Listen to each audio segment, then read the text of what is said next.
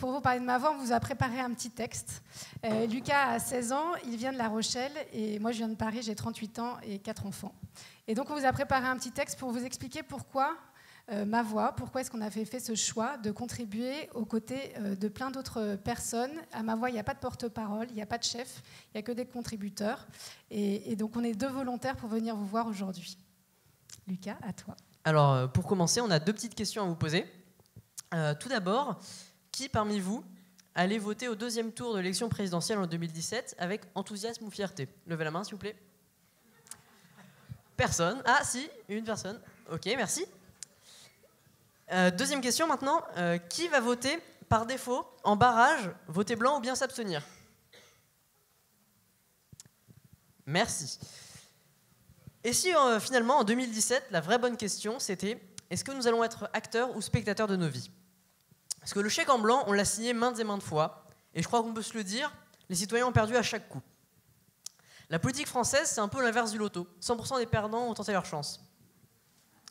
Alors soit nous nous bougeons, et nous prenons notre destin en main, soit ce sera la même chose dans ce pays. Le concours des névrotiques, la starac géante lors de la présidentielle, les chouchous des médias, les petites phrases par-ci par-là, alors que le pays s'enfonce encore un peu plus. Et c'est ça que tu veux? Parce que c'est sûr, hein, tu pourras toujours continuer à gueuler contre ces élus. Quelle bande de nazes, hein, bien confortablement assis dans ton canapé ou derrière tes écrans. Bah ouais, mais tu continues quand même de les élire. Ou alors de voter blanc. Ou bien même à être un de ces 8 millions de Français qui ne sont même pas inscrits sur les listes électorales. Mais peu importe, que tu votes ou non, dans tous les cas, on est tous responsables du résultat. Alors comment faire si on veut reprendre la main? Alors, on pourrait s'engager dans un parti politique. Moi, je l'étais pas en 6 ans, pourtant dans un parti assez propre. Mais non, en fait, les partis politiques sont les pires écoles d'apprentissage et de la pratique du vivre ensemble. On l'a tous remarqué, les petites phrases, les mésententes, la course au pouvoir. Donc, ça marche pas. Et nous, on a envie de vous inviter à essayer une expérience inédite, donner à chacune et à chacun d'entre nous la capacité d'élaborer des lois, la première version dont tu me parlais, mais surtout de décider des lois, parce que c'est là la clé de la solution. Parce qu'en fait, pour nous, le drame de notre politique aujourd'hui, c'est la disparition du pouvoir législatif. Pourquoi c'est un drame? Parce que si les lois ne sont pas respectées, c'est tout le vivre ensemble qui disparaît. Et l'exécutif a décidé, en fait, la disparition du pouvoir législatif, avec l'inversion du calendrier, évidemment, qui devient une chambre d'enregistrement. Et si les députés sont méprisés, c'est la loi qui est méprisée. Et la loi qui est méprisée, c'est le début de la fin. C'est le début de petites phrases comme ça. Je vais me rendre justice à moi-même. Je vais te vendre sciemment de la nourriture, des médicaments qui vont t'empoisonner, et je ne vais pas le dire. Je ne vais plus payer mes impôts parce que cet impôt est injuste. C'est ça le début de la fin, et à la fin, c'est la négation de l'autre. À la fin, c'est le nihilisme, et l'histoire nous a appris que ce n'est pas une bonne chose. La loi, en fait, c'est quoi? C'est notre ciment. C'est les règles qui nous permettent de vivre ensemble. En fait, on ne leur demande pas vraiment leur avis aux députés. Vous leur confiez leurs lois, nous leur confions nos voix, et eux se la font confisquer par d'autres. Mais du coup, si les députés ne votent pas les lois et ne les font pas, ça craint un an. Mais alors qui les fait, qui les écrit et qui dit ce qu'il faut voter? Ça dépend. Parfois, c'est les lobbies d'intérêt privé. Ceux qui ont regardé Cache Investigation mardi soir ont pu voir un exemple tout à fait très concret. Parfois, c'est d'autres, c'est les consignes des partis politiques. Et on nous dit aujourd'hui que le mandat impératif est anticonstitutionnel, c'est l'article 27 de la Constitution. Mais c'est une blague parce que ce mandat impératif, il est pratiqué tous les jours. La loi, se remettre autour d'une table, autour de la loi, en fait, c'est pour moi le seul rempart contre la guerre civile. Et on sait que, vu l'époque qu'on traverse, le plus grand danger, c'est de ne pas se retrouver autour d'une table. L'Assemblée nationale, c'est notre maison, c'est la maison des citoyens. Le budget de l'État, c'est tout notre argent mis bout à bout. Ce serait bien que, par exemple, sur les arbitrages de la loi de finances, nous soyons associés à cette décision. Aussi, par exemple, l'envoi des drones, c'est quand même cool de dire si on est OK ou non. Parce que c'est nous qui allons nous prendre les enfants des civils tués sur la tronche dans 20 ans. Comme déjà, on paye avec joie et allégresse les conneries de Bush en Irak. Un élu démocratiquement par des lobbies vraiment très clean, armement, pétrochimie, bâtiments, finances, et j'en passe. Merci les gars, c'est super. Et puisque les politiques passent leur temps à parler en notre nom, les Français veulent ci, les Français veulent ça, si pour une fois c'était à nous de parler en notre propre nom. Pas pour les autres, hein, chacun pour soi d'abord, individuellement. Partir du jeu pour construire vers le nous. Parce que voilà, quitte à aller dans le mur, autant qu'on ait décidé ça ensemble. Parce qu'on sera responsable ensemble. Comment dans l'époque à laquelle on vit, on peut être assez taré pour laisser les clés à quelques personnes, avec les moyens de coopération, de recherche, d'information, de communication, d'élaboration, comme Wikipédia par exemple. Est-ce qu'on va vraiment continuer à laisser à la barre du navire à quelques experts autoproclamés qui ont pourtant prouvé depuis tant d'années qu'ils étaient dans les choux? En tout cas, moi, j'y arrive plus, parce que je vois de l'intelligence partout où je me rends, des femmes, des hommes, des jeunes, des aînés, qui construisent, qui inventent, qui proposent, qui créent les alternatives d'aujourd'hui et de demain. Moi, j'aimerais un jour ne plus avoir honte devant mes enfants. J'aimerais pouvoir leur dire, quand les lois engagent leur avenir, leur dire, moi, ce que j'ai décidé ce jour-là, qu'est-ce que chacun d'entre nous avons signé. Par exemple, la loi renseignement, moi, c'est non. Mes gosses, je leur dirais, ta mère a dit non, ce n'était pas une réponse adaptée. Les drones aussi, c'est non, parce que quelle est la stratégie, quel est l'objectif? C'est pas clair, donc je dirais non. La loi reporting des entreprises, là je dirais oui, c'est très important en fait de tracer les flux financiers des entreprises dans le monde pour éviter les paradis fiscaux. La loi révision constitutionnelle, déchéance de nationalité en plein état d'urgence, je dirais non, c'est une folie de légiférer alors qu'on est tous sous le coup de l'émotion, sous le coup de la tragédie et de nos pulsions en fait. Les paradis fiscaux, pareil, je dirais non. Les pesticides, c'est pareil, sur l'exemple que tu donnais. Et vous, vous diriez quoi? Nous déciderions quoi? Ça m'intéresse. Et évidemment qu'il y a plein de lois où on ne saurait pas. Peut-être vous sauriez, moi je ne saurais pas sur certaines lois. Et alors, aujourd'hui, les expertises, les éclairages sont à portée de clic. Les uns qui ne savent pas peuvent recommander aux autres. Chacun a la possibilité d'éclairer son jugement. Et bien sûr, on ne votera pas sur toutes les lois. On votera quand on aura envie, quand ce sera un besoin impératif pour nous. Aujourd'hui, on n'a pas le choix. En fait, choisir ou subir, c'est la seule question qu'on a face à nous. La loi, c'est tout ce qui régit nos vies, de notre naissance, même avant notre naissance, jusqu'à notre mort et jusqu'à la mort des générations futures. Est-ce que c'est normal qu'on soit complètement exclu de sa fabrication et de sa décision? Alors certes, on ne sait pas écrire une loi, ni la lire d'ailleurs. Mais bah, ça s'apprend en fait. Bon, tu crois qu'il y a une école pour ça? Bah pas vraiment. Qu'on peut être omniscient, encore moins. Et si eux, les députés, ne le sont pas, alors ça veut dire que nous, on peut apporter quelque chose en élargissant la zone d'intelligence. Évidemment, on ne va pas rentrer direct dans les amendements. On va d'abord apprendre à voter sur une loi dans son ensemble. Apprendre à exercer notre responsabilité, à être comptable de ce qui va décider. Apprendre à se positionner, apprendre à prendre le temps, à creuser un peu, à exercer notre esprit critique, à parler les uns avec les autres, à délibérer. On nous parle souvent, quand on parle de l'idée de ma voix, de l'exemple de la peine de mort, en disant « Ah bah bravo, à cause de vous, la peine de mort, ben voilà, elle aurait été votée par les Français. » Et pour nous, il y a une différence fondamentale entre les sondages, je pense, et je décide. Je pense, j'ai une opinion, mais de toute façon, je ne suis pas responsable du résultat. Alors que je décide, on s'engage. On s'engage et on est comptable du résultat et de l'impact de sa décision. C'est exactement le même principe que les jurys d'assises. Ça change tout. En fait, pour vivre ensemble, il faut décider ensemble et être responsable ensemble. Pour vivre ensemble, il faut qu'on se retrouve autour d'une table. Il faut se faire face, il faut se connaître soi-même d'abord et se reconnaître l'autre. Les lois, il faut apprendre aussi que les lois sont faites pour protéger les plus faibles. Ça fait du bien de se confronter à l'autre. Ça fait du bien de réapprendre à raisonner, à élaborer, à découvrir d'autres citoyens, leurs richesses, leurs différences, leurs histoires, d'où ils viennent. Et encore plus fondamental, nous pensons que, enfin en tout cas je pense, et Lucas aussi, pas pour tout le monde de ma voix, je pense que si on est dans l'action, si on est acteur de nos vies, la peur s'en va. Et la peur, c'est le danger qui nous guette aujourd'hui. Si tu es toi-même, si tu es acteur de ta vie, alors tu ne vois plus l'autre comme ton ennemi. Tu ne vois plus l'autre comme un dominateur ou une proie. Tu ne cherches plus à régir la vie. Tu vois l'autre comme un allié objectif pour qu'on puisse s'en sortir. Alors au point où on en est, autant essayer des trucs inédits.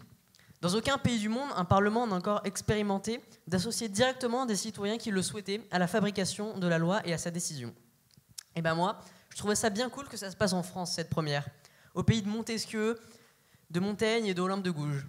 Et puis le simple fait de se remettre en mouvement, de ne plus être spectateur de nos vies, forcément ça changera le système, car au fond, nous sommes le système. Voilà, c'est ça le projet Ma Voix. C'est pour les législatives de juin 2017. On laisse les présidentielles de côté, la personnification. Pour les législatives, l'idée, c'est de faire entrer les citoyennes et les citoyens dans l'Assemblée nationale, dans notre maison. On va faire élire des citoyennes et des citoyens, parmi vous, il y en aura peut-être, qui vont être volontaires. Oui, moi je veux être député, moi non, hein, mais peut-être vous. Vous allez accepter de vous former avec un petit MOOC. C'est quoi l'Assemblée? C'est quoi la loi? C'est quoi un député? C'est juste pour être à l'aise une fois que vous serez dans cette maison de l'Assemblée nationale. Une fois que vous serez tiré au sort, vous allez siéger à l'Assemblée et vous allez répercuter les décisions des citoyens qui sont à l'extérieur de l'Assemblée. Pour moi, Ma Voix, c'est la démocratie où chacun est appelé, s'il le souhaite, quand il le souhaite, d'où qu'il vienne, riche de ce qu'il est, à contribuer à la décision. C'est une démocratie où l'affrontement des idées reste sur les idées, où l'on assume, où l'on additionne et on multiplie les expertises, on apprend à se positionner plutôt que de chercher à régir la vie des autres. Voilà pourquoi moi je vais travailler pour toi. Pour moi aussi, parce que j'ai bien envie d'y contribuer à cette société. Et j'attends avec impatience le jour où on sera des milliers à siéger auprès des députés actuels, parce qu'on aura pris quelques sièges, on ne les aura pas foutus dehors. On va gagner ces sièges, pas pour prendre leur place, mais pour prendre notre place à la table des décisions. Alors, si tu veux grimper sur un de ces sièges, il faut d'abord que tu sois d'accord pour être tiré au sort. Tu ne seras pas Néo, l'élu leader qui guide. Tu seras d'accord pour être notre moyen de faire cette expérience. Tu t'engages donc à voter sur les textes, comme les citoyens, toi y compris, l'auront décidé. Indifféremment, la plateforme de vote va t'attribuer un vote qui sera réparti à la proportionnelle entre tous les députés Ma Voix. Et ainsi, tu auras la certitude que ton point de vue sera représenté dans tous les cas. Si ce n'est pas par toi, ce sera par un ou une autre des députés Ma Voix. 100% du temps législatif, tu seras là. Et bien sûr, tu seras très bien indemnisé pour ce service, à la hauteur de ce que la concertation à laquelle tu auras participé décidera. Tout est ouvert, il suffit juste que tu aies 18 ans, que tu sois inscrit sur les listes électorales. Voilà le deal. C'est plutôt cool, non ? Et pour nous tous, moi la première qui n'a pas du tout envie de siéger dans l'Assemblée nationale 3 jours par semaine ou 4 jours par semaine, si on veut juste être contributeur des lois, eh ben c'est assez simple, il va falloir gagner des circonscriptions le 11 et 18 juin prochain. Et pour ça, c'est très simple, il va falloir faire campagne, financer une campagne, c'est 4 000 € environ. Les petits ruisseaux font les grandes rivières. On l'a fait à Strasbourg l'année dernière et on a fait un appel et les gens ont financé cette campagne. On a financé des affiches. Je ne sais pas si vous les avez vues, elles sont jaunes avec un miroir. On se regarde dans le miroir, on garde sa responsabilité. Il faut évidemment coller les affiches. Il faut faire du bouche à oreille sur cette idée. On ne fait pas d'interviews ou de médias. On fait fonctionner nos réseaux et nos voix sur les réseaux sociaux. Il faut évidemment trouver un mandataire financier. Enfin, bref, faire une campagne. Et complètement hors parti, parce que Ma Voix n'est évidemment pas un parti. En fait, Ma Voix, c'est donc une expérience. On essaie, on apprend, on expérimente. On verra bien le résultat. On aimerait gagner du temps, on aimerait aller à l'essentiel. Un grand nombre de sujets seraient déjà traités si on sortait des postures idéologiques. L'exemple de l'évasion fiscale, c'est un très bon exemple. Les alertes de Denis Robert ou d'Antoine Peillon auraient été traitées depuis belle lurette si on fonctionnait avec ce principe-là. Aucun des citoyens en France ni dans le monde ont intérêt aux paradis fiscaux. Ma Voix donc porte la vision d'une démocratie comme outil de paix, comme outil de vivre ensemble, à l'inverse de ce qu'elle est, comme elle est utilisée aujourd'hui, de fragmentation, de stigmatisation, de monter les uns contre les autres. Et j'aimerais, Lucas, que tu sois la première génération associée à ton destin. Quand je vous écoute et quand on reparle et qu'on repense à la révolution du printemps arabe, on peut dire, en faisant un résumé un peu brutal, que sans Facebook, il n'y aurait pas eu cette révolution, et que le digital, finalement, a l'air très important dans vos projets. Est-ce qu'on n'est pas en pleine, je ne vais pas dire ubérisation parce que c'est mal teinté et ça ne devrait pas l'être, en tout cas, est-ce que ce n'est pas, comme tous les métiers du monde entier, est-ce que ce n'est pas la digitalisation de la politique que vous êtes en train de promouvoir ? C'est sûr que ce type d'initiative ne pourrait pas exister dans l'ancien monde. Voilà, c'est aujourd'hui le bouche à oreille. On a fait une petite vidéo un peu à l'arrache à la fin d'une réunion parce qu'il fallait faire une vidéo, je ne sais pas plus pourquoi. Et il y avait un gosse qui avait une caméra, qui a sorti sa caméra. Moi, je peux filmer. On avait un bout de texte, on a travaillé ensemble, on l'a mis en ligne il y a un an pile. Et voilà, on se disait, il y a nos copains pas notre maman, parce que ma maman, en tout cas, elle n'est pas sur Facebook, mais qui vont regarder parce qu'ils vont trouver ça sympa, cette petite vidéo. Et en fait, on a vu au fur et à mesure que la vidéo se partageait. Aujourd'hui, il y a 400 000 vues. Alors, c'est pas gigantesque, mais c'est déjà pas mal. On n'a pas eu besoin de passer à la télé. D'ailleurs, on ne veut pas passer à la télé. On ne veut pas personnifier. Mais le bouche à oreille, on est chacun des médias. On est chacun acteur de nos vies. On pourra peut-être demain être acteur des lois.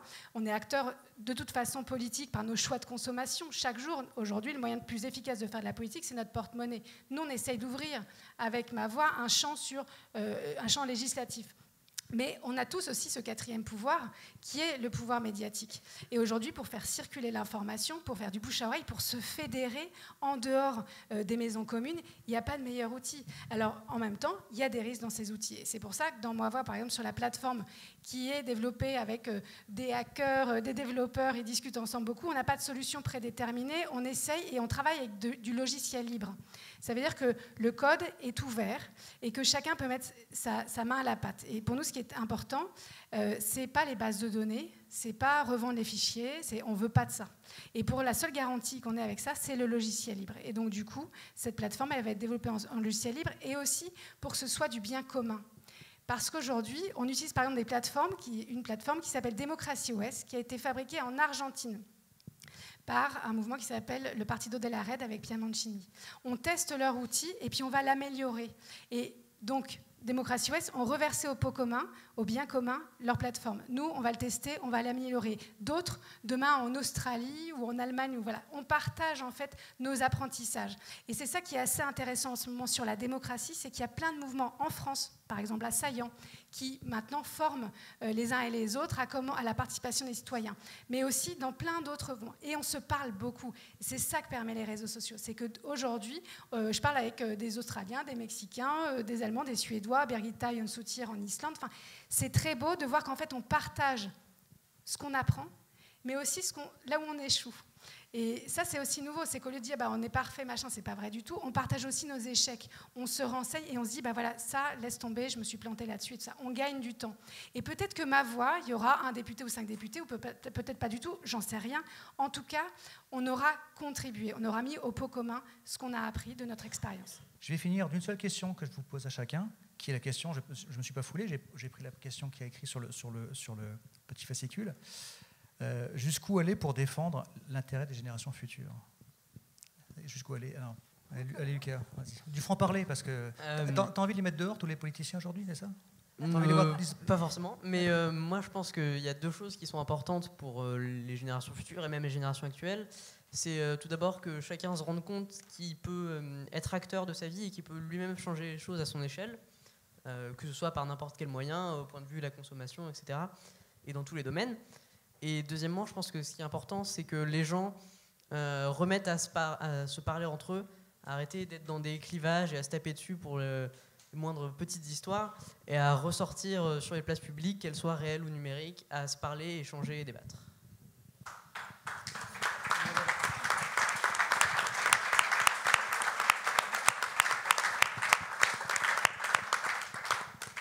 Qui trie? C'est dur de passer après ça. Hein. Impossible de passer après Lucas. Jusqu'où aller, c'est pas très loin, c'est juste à l'intérieur de soi. Reconnaître ce jeu acteur. Et en fait, pour construire du nous, du collectif, c'est re-rentrer un peu là. Qu'est-ce que je veux? Qu'est-ce que je souhaite? Juste être dans la conscience. Chacun de nos actes, chacune de nos pensées a un impact sur le monde.